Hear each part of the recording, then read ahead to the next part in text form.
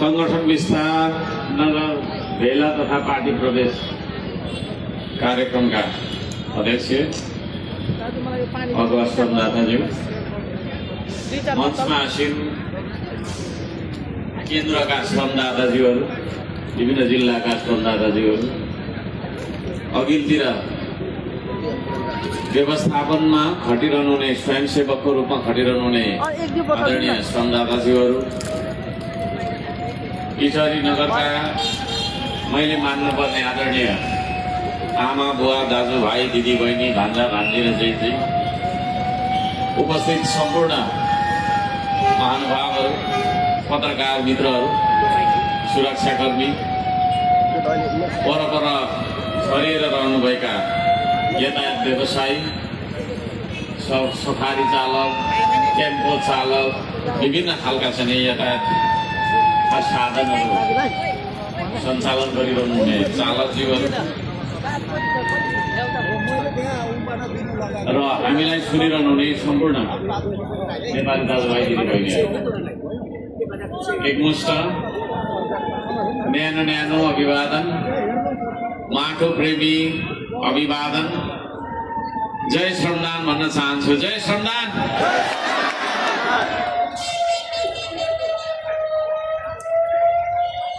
जाडो छ, त्यसले गर्दाखेरि अलि कराउनु पर्छ आज, होइन? अत्यन्तै खुसी लागेको छ यहाँहरूलाई भेट्न पाउँदाखेरि। स्वागत सम्मानको लागि धन्यवाद दिन चाहन्छु सम्पूर्ण स्थानीय दाजुभाइ दिदीबहिनीहरूलाई। हाम्रो कार्यक्रममा हामी सबैजना खुसी साथ सहभागी बन्नुपर्छ, सबैजना हाँसेको हुनुपर्छ है। अलिअलि रिसाउनु पनि पर्छ, रिस पनि हुन्छ, तर धेरै जसो चाहिँ हाँसेकै हुनुपर्छ। हुन्छ? हो। अलि फरक तरिकाले म बोल्ने गर्छु, किनभने पार्टी फरक खालको खोलेका छौँ। झन्डा बिनाको पार्टी, नेता बिनाको पार्टी, कार्यकर्ता बिनाको पार्टी। यो श्रम संस्कृति पार्टीमा कोही पनि नेता हुँदैन, म पनि नेता होइन। यो मैले नै खोलेको पार्टी हो। अब मै नेता होइन भने अरू नेता हुने कुरै भएन है। हामी यहाँ कार्यकर्ता पनि कोही पनि हुँदैनौँ होइन। यहाँ कोही पनि मेरो कार्यकर्ता होइन, तपाईँहरू कार्यकर्ता होइन, सिर्फ श्रमदाताको पार्टी हो यो। श्रमदाता को हो? श्रमदाता भनेको भन्दाखेरि श्रमदाता भनेको चाहिँ त्यो व्यक्ति जसले यो देशको लागि पसिना बगाउँछ। हामी रगत बगाउनुमा विश्वास गर्दैनौँ, झगडामा विश्वास गर्दैनौँ। कुटाकुट गरेर एकले अर्कालाई चाहिँ छेकाछेक गरेर है, काटाकाट मारामार गरेर यो देशमा केही पनि भएन। त्यो बुझेर हामीले चाहिँ कोही कसैसँग पनि तपाईँको चाहिँ काटाकाट र कुटाकुट नगर्ने, सबै मिलेर काम गर्ने र काम गरेर पसिना बगाएर मात्रै देश बन्छ भन्ने सिद्धान्त बोकेर आएको कारणले गर्दाखेरि यहाँ कोही कसैको कार्यकर्ता छैन, सबै हामी श्रमदाता हो।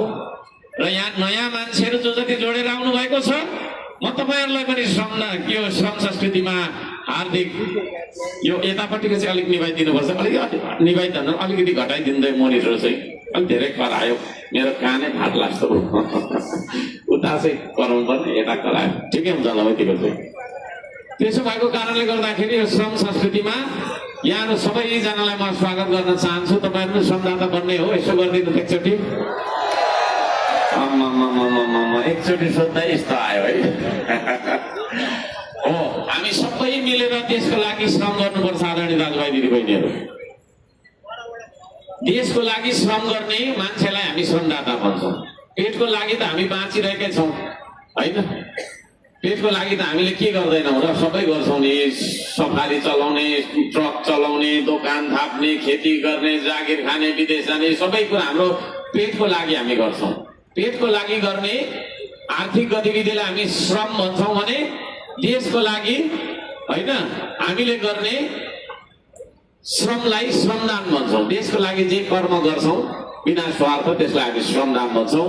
र त्यो श्रमदान गर्ने श्रमदाताहरूको पार्टी हो श्रम संस्कृति। यहाँ नेता छैन, कार्यकर्ता पनि छैन।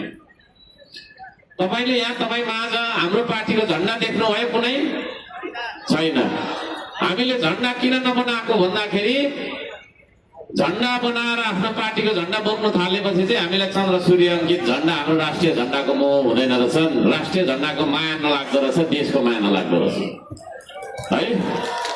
अनि देशको माया नलाग्ने पार्टीकै भक्तिभाव गरेर चाहिँ नै हजुर हजुर भनेर आफ्नो शीर्षस्थ नेतालाई होइन जे भनेको पनि उसले चाहिँ मान्नुपर्छ भन्ने खालको बनिसक्दाखेरि चाहिँ त्यसलाई चाहिँ हामीले अलिकति झोले पनि भन्छ कि क्या हो है। झोलेको उपल्लो तहलाई चाहिँ भेडा भन्दो रहेछ। हाम्रो श्रम संस्कृतिमा चाहिँ भेडा पनि छैन, यो भेडा गोठ पनि होइन, झोला बोक्नेहरूको समूह पनि होइन। यो भनेको के हो, औजार बोक्नेहरूको समूह हो। त्यो औजारहरूको सामानको लागि तपाईँहरूले बोक्ने होइन, यो देशको लागि बोक्ने हो। देशको लागि औजार बोक्ने हो तपाईँहरूले हो। त्यसो भने एउटा गीत गाउनुपर्छ हुन्छ ल। गीत गाउन लगाउने क्रममा सबैभन्दा राम्रो गीत चाहिँ मलाई झापाको बिर्तामठमा गाएको जस्तो लागेको थियो। त्यस पछाडि सोलुखुम्बुमा। आज इचुवालीले कस्तो गाउँदो रहेछ चेक गर्छु हुन्छ। सबैले हुन्छ भनिदिनु त यतातिर हो। गीत गाउनुपर्छ। कहिले पनि गीत गाउनु भएको छैन भने आज चाहिँ गाउनै पर्छ। मास्क लगाइराख्नु भएको देख्दैछु मैले। एकता गीत सरहरूले म्यामहरूले त्यो मास्क यसो खोल्नु है, केही हुँदैन, ठुलो होइन यो मेरो देशको माटो हो भन्ने म त टिका लगाएर हिँड्छु तल ठुलो। बिराम पनि त हुँदिनौ, त्यही भएर हो कि हो है। आफ्नो देशको माटोलाई फोहोर सम्झेपछि बिराम पनि धेरै भइन्छ कि हो। खै म चाहिँ बिराम भएको छुइनँ अहिलेसम्म, बा भरे चाहिँ फेरि हुने हो है। ल सबैले मास्क खोलेर गाउनलाई रेडी हो। यतातिर एक दुईजनाले मास्क खोलेको देख्दै छुइनँ मैले, कालो मास्क देख्दैछु है। ल सबैले मैले जस्तो गाउँछु जे गाउँछु मलाई सुनेर त्यस्तै तरिकाले त्यही कुरा गाउनु ल। भन्नु त अलिक सुरले गाउँछ के हो। पछाडितिर पनि गाउनु हो, यसो यसो गर्नु त पछाडि हो ल।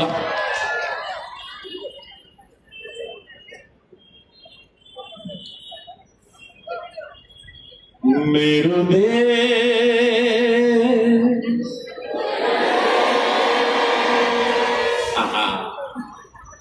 नम्बर 1 में आउनु चाहिँ क्या हो। देशको लागि गीत गाउँ, देशको लागि गीत गाउँ। मेरो लागि होइन, मेरो लागि होइन, आफ्नो लागि पनि होइन। नलजाउनुहोस्। देश भन्दा लाज लाग्छ, देश भन्दा कहीँ कतै हामीलाई होइन हिचकिचाहट हुन्छ, डर लाग्छ, लाज लाग्छ, पछि सर्छौँ। त्यसले गर्दा हाम्रो देश अरूले लाम आँट्छ। देशको लागि एउटा गीत त गाउन सक्दैनौँ भने देशको लागि पसिना बगाउन सक्छौँ हामी?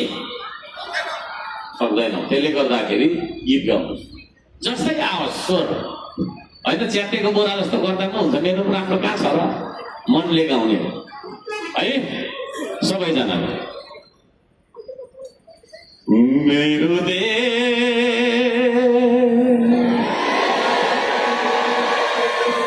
मेरो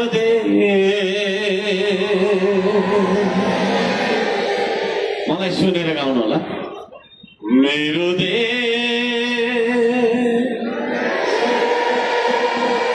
मेरो मेरो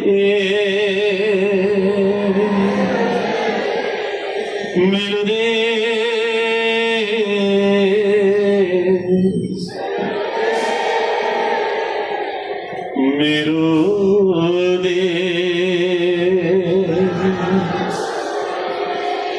स्वर्ग झैं सुन्दर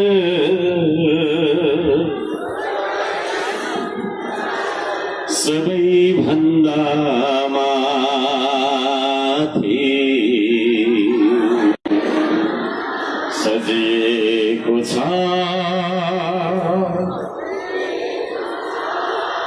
मेरो देश,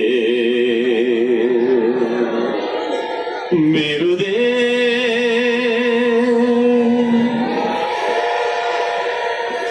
पसिना बगाउँछु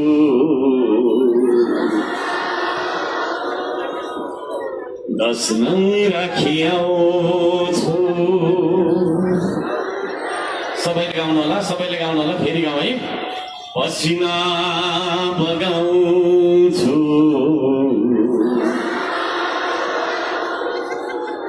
दस नङ्गा खियाउँछु कसैको आशामा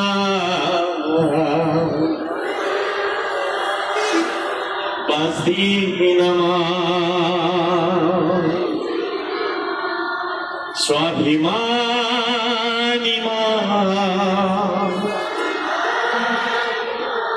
अभिमानी होइन संकल्पमा हार होइन यही हो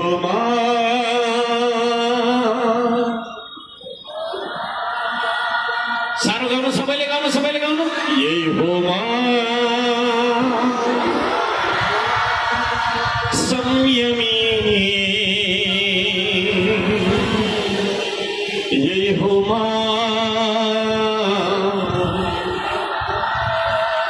पौरखी यही हो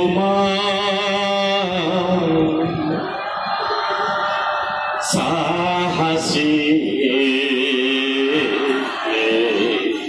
यही हो नेपाली मेरो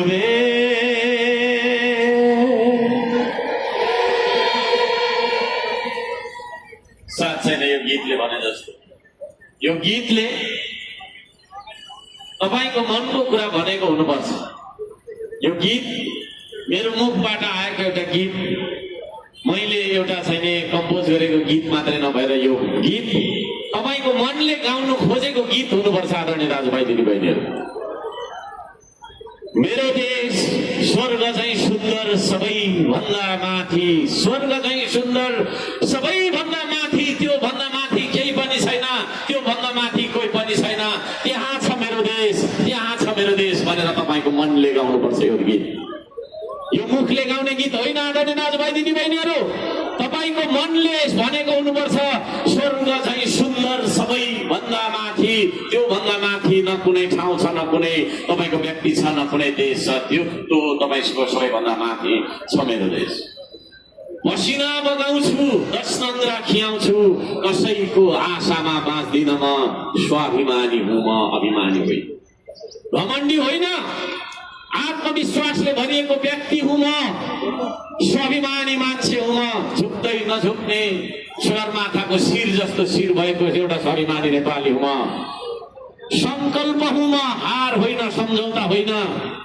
यही हो म संयमी, यही हो म पौरखी, यही हो म साहसी, यही हो म नेपाली।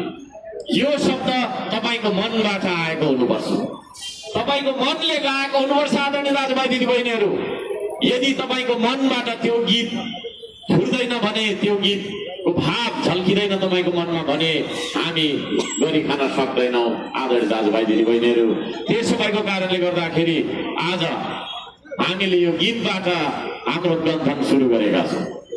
म धेरै कुरा राख्न चाहन्न, थुप्रै कुरा छन्, राख्ने हो भने 1 वर्षसम्ममा पनि सकिँदैन मेरो कुरा, तपाईको कुरा पनि सकिँदैन होला, मेरै मात्रै कुरा सकिँदैन भन्ने कुरा छैन। त्यति धेरै हाम्रो मनमा गुनासाहरू छन्, हाम्रो मनमा दुःखहरू छन्, हाम्रो मनमा आकांक्षाहरू छन्, हाम्रो मनमा सपनाहरू छन्, हाम्रो मनमा उद्देश्य र लक्ष्यहरू छन्। ती सम्पूर्ण कुरा म भन्न चाहन्न। आदरणीय दाजुभाइ दिदीबहिनीहरू, 2-4 कुराहरू म राख्न चाहन्छु।